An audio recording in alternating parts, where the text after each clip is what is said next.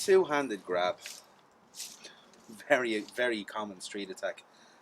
Something you see that actually comes up quite frequently in a lot of martial arts conversations, because it basically is extremely common, and it's also a very, very effective attack because it can be used for multiple things. Someone actually grabs you with two hands. There could be a variation of intent behind this. They could actually be pulling you in for a headbutt. They could be pulling you in for a knee. They could be setting you up here for a throw, get you to the ground, pin you down. You could do a variety of things from this attack. But to deal with it, we have to look at it from a couple of different points of view, because there's more than one way of actually doing the attack. One of the most common ways you see this being done is when someone actually grabs you and their elbows are bent, and as I said, they're intended to pull you in for a shot. The other way that this is applied sometimes is with someone's elbows straight. Now, in my experience, the motivation behind keeping the elbows straight is to actually push you back, possibly to pin you into a wall or something of that sort anyway. And this is,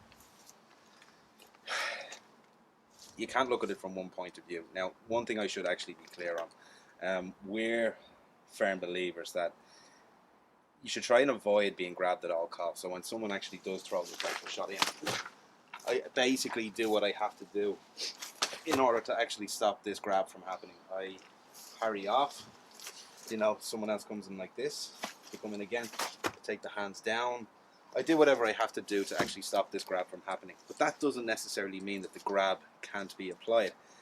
The average person could easily actually be caught off guard with this, and they might not see it coming. Someone just comes straight and they get those hands locked in. So we've got to look at this correctly, and we've got to see which is the best way of dealing with this from both of those perspectives. So the first one I want to look at is the bent elbows. Someone comes along and they get you like this. As we said, they're most likely pulling you in for a shot or pulling you to the ground. It could be either one.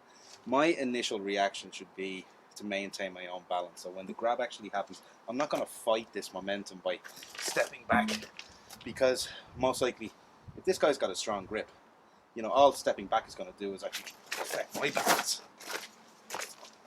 That's all it's actually going to do. If this guy's a trained attacker, he's got some even like basic grappling knowledge, you know, he's going to make sure that he's got a strong stance as well. So I don't want to get into a tug of war here. What I want to do is, when the grab actually happens, my first initial reaction should be, when he pulls me in, I go in as well. I go in with the elbow, I go in with the strike. I basically use my other hand to pin his, and I do not want to grab this. The reason why I don't want to grab this is because I'm not trying to lock this guy up. I'm not trying to get this guy into some sort of lock, although you can do that. You can actually do that. You can apply a lock if you want to. But from a striking point of view, my initial reaction is to basically go with the momentum. He pulls me in, I throw the elbow. Back fist, punch, whatever I want to do. And most importantly, I want to keep both of my hands loose. I do not want to commit to a grab. Just based on our training, as I said before, I'm certainly not adverse to grappling arts. I think a lot of grappling arts are very effective. It's just from a street fight point of view, I would much prefer to actually strike this guy. Both his hands are after taking a hold of me, which means two of his weapons are already tied up. It's just the way it is. I'm better off striking this guy. He pulls me in, elbow, punch. I can just keep striking this guy until he actually loosens up his grip. Now, the alternative to that, which is a grab with straight elbows, as I said, there's a very good chance that what he's trying to do is actually trying to ram me into a wall or set me up for a sweep. But if this guy's got long arms, you know, I'm certainly not. It might actually prove very, very difficult, even with my reach, to actually try and hit this guy. So what I have to do is, I do have to try and actually loosen this grip somehow.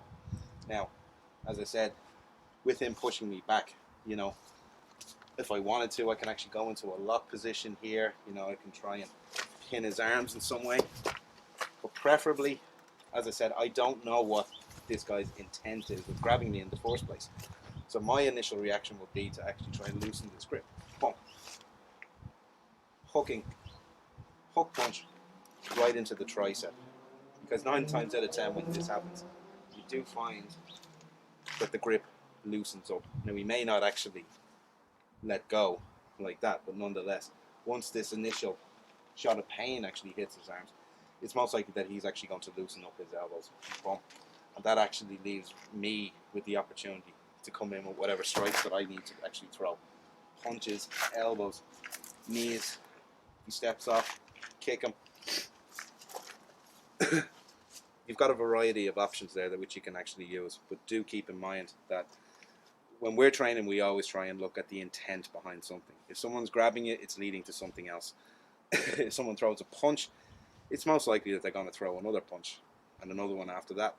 You always have to think about what is the potential situation that I'm going to find myself in, and the quick way for actually dealing with that when it comes to a two-handed grab is to basically strike,